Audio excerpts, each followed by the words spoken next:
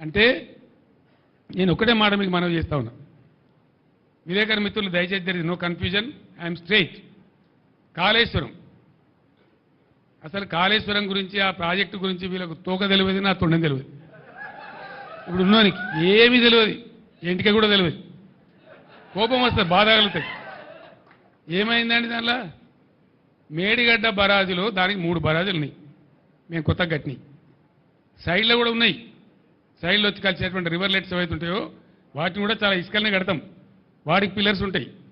మొత్తం ఆ రివర్లెట్స్ కోసం కట్టినటువంటి ఉపనదుల మీద కట్టినవి కానీ, మెయిన్ గోదావరి మీద కట్టినవి కానీ, అన్ని బ్యారేజీల మీద కలిపి 300 చిల్లర ఉంటాయి ఇది పిల్లర్స్.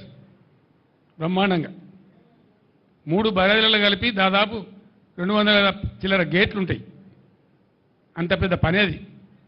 దాని తర్వాత ఒక్కొక్క పంప్ హౌస్ మొన్న వీళ్ళు ఒత్తిరు కదా, నంది మేడారంలో వరద కాలువలో నీళ్ళు పోయడానికి. కాళేశ్వరం అయిపోయింది, మరి ఆ పంప్ ఎందుకు వచ్చినావు? మరి నేను అడుగుతా ఉన్నా, ఎట్లా వచ్చినాయి నీళ్ళు? మరి ఎందుకో వచ్చే కాళేశ్వరం లేనిదే వచ్చినాయా? మేమేం చేసినాం? మీలాగా లత్కోర్ పని చేయలే. మేము కడుతుంటే కాళేశ్వరం ప్రాజెక్టు కడతా ఉంటే 2 బ్యారేజీలు తెలంగాణ కాంగ్రెస్ నాయకుల యొక్క అసమర్థత వల్ల సమైక్య పాలకులు పెండింగ్లో పెట్టిన దశాబ్దాల తరబడి.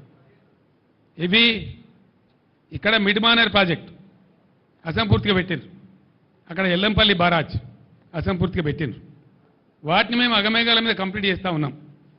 ఒక సీజన్లో మేము పనిచేస్తూ ఉంటే, కట్ట నింపుతూ ఉంటే, మాచారెడ్డి మండలంలో 25 సెంటీమీటర్ల వర్షం కురిసి పెద్ద వరద మానేరు వాగులు వచ్చేసి ఆ మిడ్మానర్ కట్ట కొట్టుకొని పీకినారు. అది కట్టినోడు ఎవడండి? ఇవాళ అడ్డం పొడుగు మాట్లాడే కోమటిరెడ్డి వెంకటరెడ్డి మంత్రి, ఇవాళ మంత్రి. వాళ్ళ కంపెనీ, వాళ్ళ అమ్మ పేరు మీద ఉండే కంపెనీ వాళ్ళు కట్టిండ్రు.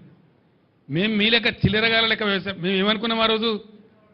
మేఘాల మీద కాళేశ్వరం కంప్లీట్ కావాలి, రైతులకు నీళ్లు రావాలి, ఎంత తొందరగా వస్తే అంత మంచిది, మంచినీటి బాధ పోవాలి, సాగునీటి బాధ పోవాలి రాష్ట్రంలో అని ఆరాటపడ్డాం తప్ప మేము ఆనాడు కోమటిరెడ్డి కంపెనీ మీద కేసు పెట్టలే.